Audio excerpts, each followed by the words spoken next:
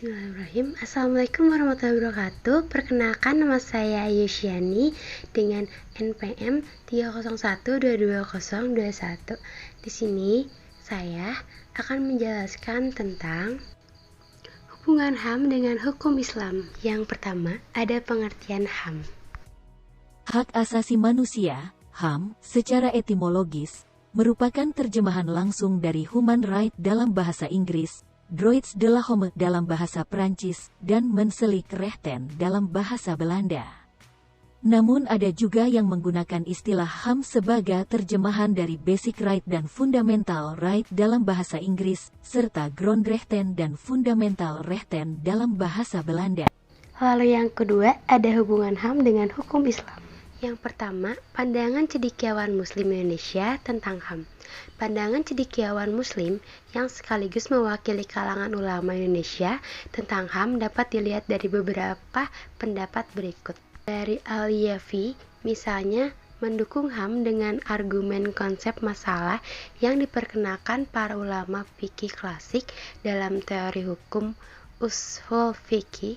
Ada kaidah yang menyebarkan bahwa tujuan umum syariah Islam adalah mewujudkan kepentingan umum melalui perlindungan dan jaminan kebutuhan-kebutuhan dasar. 2. Lahirnya IUDHR dan CDHRI. Rumus dasar Islam tentang hak-hak asasi manusia dimunculkan oleh para ulama sarjana, pemuka agama atau intelektual Muslim ke dalam bentuk real piagam yang ratifikasi secara kelembagaan.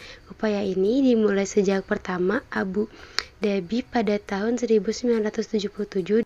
Dalam pertemuan tersebut dihasilkan suatu rumusan yang disebut dengan Deklarasi Islam Universal tentang Hak Asasi Manusia.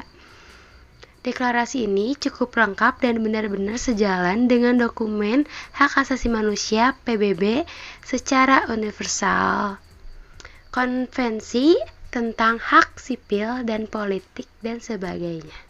Lalu ada 3 pandangan dari kelompok agama termasuk umat Islam terhadap HAM yang dideklarasikan itu, yaitu yang pertama, mereka yang menerima tanpa riset dengan alasan bahwa HAM itu sudah sejalan dengan ajaran Islam.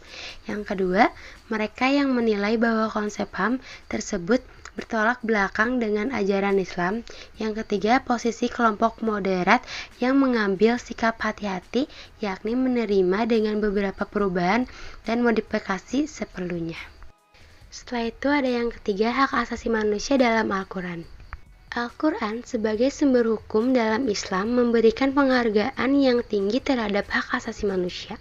Al-Quran sebagai sumber hukum pertama bagi umat Islam telah meletakkan dasar HAM serta kebenaran dan keadilan jauh sebelum timbul pemikiran mengenai hal tersebut pada masyarakat dunia. Hal ini dapat dilihat ketentuan-ketentuan yang terdapat dalam Al-Quran, antara lain Al-Quran juga menjelaskan 100 lebih ayat tentang ciptaan dan makhluk-makhluk, serta tentang persamaan dalam penciptaan, misalnya surat Al-Hujurat ayat 13. Dalam Al-Quran terdapat puluhan ayat yang berbicara mengenai larangan memaksa untuk menjamin kebebasan berpikir, berkeyakinan, dan mengutarakan aspirasi, misalnya yang dikemukakan dalam surat Al-Kahfi ayat 29. Lalu yang keempat ada hak asasi manusia dalam hadis. Uraian-uraian berikut merupakan sebagian dari nilai-nilai hak asasi manusia dan keadilan dalam perspektif hadis yang ditemukan di dalam literatur hadis. Yang pertama ada hak untuk hidup. Di dalam hadis yang diriwayatkan oleh Bukhari menyebutkan bahwa dosa terbesar kedua setelah menyekutukan Allah adalah membunuh anak kandung dikarenakan takut tidak bisa memberikan makan. Hanya saja pada zaman Nabi dahulu, hak-hak anak tidak terakomodir menjadi sebuah lembaga seperti dunia sekarang ini.